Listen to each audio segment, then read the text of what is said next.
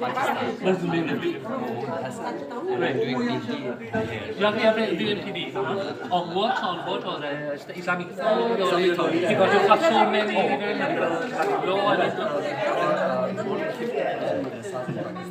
So I'm doing PhD about madrasa education system. here in Malaysia. In comparison with the one Just to compare with the scientific education system, because we are not too much in scientific education, Islamic education in madrasa.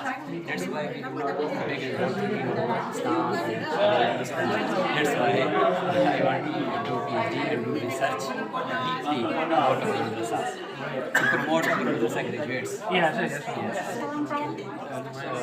So that they will play a significant role for students. Because we have a lot of